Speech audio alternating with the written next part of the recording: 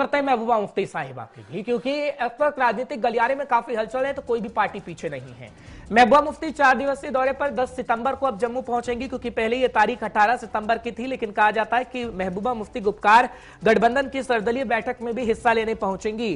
पहले 18 सितंबर को जम्मू में एक सप्ताह के दौरे पर आना था, लेकिन सर्वदलीय बैठक में कांग्रेस भी शामिल होगी, ये भी जानकारी मिल रही है, क्योंकि वकार रसूल की तरफ से ये कहा गया है कि वो सर्वदलीय बैठक में शामिल होंगे, कांग्रेस भी इसमें शामिल होने जा रही है। ये तो वक्त ही बता पाएगा, लेकिन आपको जानकारी दे रहे हैं कि महबूबा मुफ्ती अब 4 दिवसीय दौरे पर 10 सितंबर को जम्मू पहुंच रही हैं।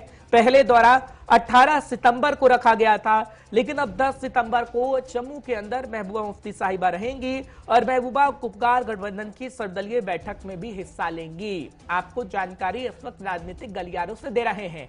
इस वक्त हम देख रहे हैं कि जम्मू कश्मीर की राजनीति में बड़ी हलचल है। जब नई नई पार्टियां बन रही हैं तो दूसरी तरफ नेशनल कॉन्फ्रेंस हो या फिर पीडीपी हो, अपनी पार्टी हो, या फिर बात करें गुलाम नबी आजाद साहब की, तो कैसे तैयारी की जा रही है वो गुलिस्तान न्यूज आपको बखूबी दिखाने की कोशिश कर रहा है।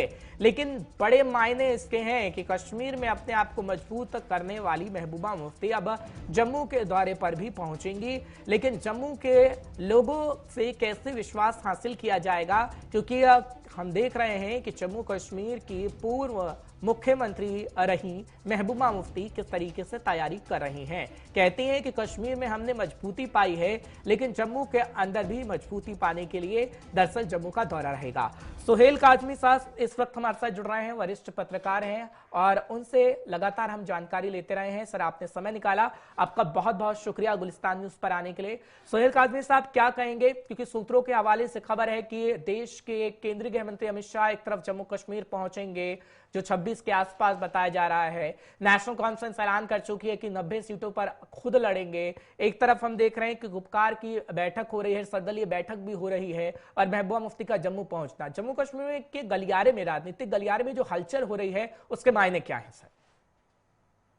देखिए, जब से इलेक्शन कमीशन ने कह दिया कि डिलिमिटेशन कमीशन की फाइनल ड्राफ्ट के बाद जम्मू कश्मीर का फिजिबल एटमोस्फेयर जब भी होगा यहाँ इलेक्शन हो जाएंगी, और यही आकलन लगाया जा रहा है कि नवंबर नहीं तो मार्च अप्रैल में शायद जम्मू कश्मीर में इलेक्शन अनाउंस हो सकती है। उसी को देखते हुए भारतीय जनता पार्टी तो 4-5 महीनों से काम कर रही है, और उसी तरह 1-2 महीने से नेशनल कॉन्फ्रेंस और पहले कह रहे थे PAG is going to contest on all seats together, लेकिन बाद में जब ग्राउंड देखा और ये देखा कि अपनी अपनी पार्टी का अपना अपना वजूद है, अपना अपना कैडर है, अपना अपना वोट बैंक और अपनी अपनी पॉलिसीज हैं, तो दोनों अलग अलग हो गए। बोला कि 1990 पे हम अलग अलग इलेक्शंस लड़ेंगे। उसी की कड़ी में कल गुपकार अलायंस की यहाँ मीटिंग होने जा रही है। फारूक अब्दुल्ला साहब आज पहुंच गए, और उनके साथ जो बाकी नेता हैं, मुजफ्फर शाह साहब और बाकी जो अलायंस हैं, वो भी जम्मू पहुंच गए हैं।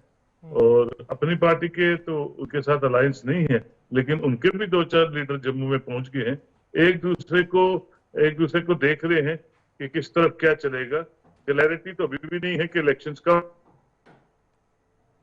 ठीक है, लेकिन सवाल यह भी है सर कि क्या अगर इलेक्शन होंगे, आप देखेंगे कि पीएजीडी एक होगा, क्योंकि पीएजीडी में टूट समय समय पर हम देखते आए हैं, और इस तरीके की बातें महबूबा मुफ्ती कह चुके हैं कि हमें 370 पे एक साथ आना होगा।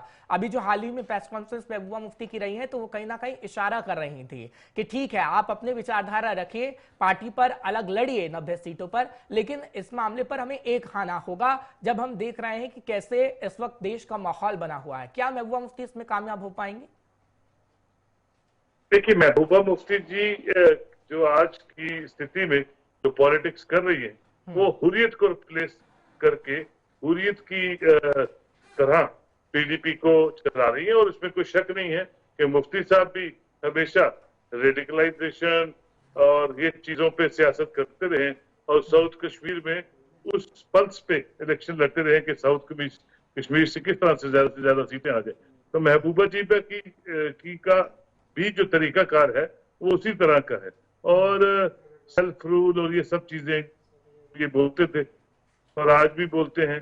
तो इनका एक अपना वोटरों को रिझाने का एक अपना काम है। जहां तक नेशनल कॉन्फ्रेंस है, वो एक ग्रास रूट लेवल पार्टी है।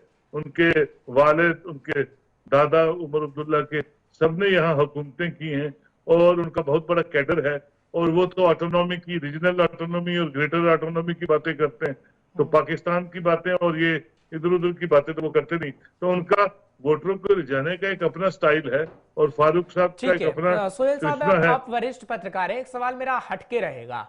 क्या गुलाम नबी आजाद साहब के बारे में आप कहेंगे, क्योंकि उनकी नई पार्टी बनने जा रही है और हम देख रहे हैं कि किस तरीके से लोग उनका स्वागत कर रहे हैं, लेकिन देश का सिनेरियो अलग है। जब देश के अंदर चुनाव होता है तो ओवैसी साहब को वोट कटुआ पार्टी कह दिया जाता है और कई ऐसी पार्टियां हैं, लेकिन जब जम्मू कश्मीर में ऐसी नई पार्टियां बनती हैं, क्योंकि अपनी पार्टी का दौर भी हमने देखा है कि अल्ताफ बुखारी साहब ने किस तरीके से अपनी पार्टी बनाई। अभी तो हाल ही में उन्होंने गुलिस्तान में उससे बातचीत की तो गुलाम नबी आजाद साहब को बीजेपी का गुलाम तक कह दिया है। कैसे देख रहे हैं आप इसको? देखिए, ए पार्टी, बी पार्टी, सी पार्टी बोलना बड़ा चीप स्टैंडर्ड हो गया पॉलिटिक्स का।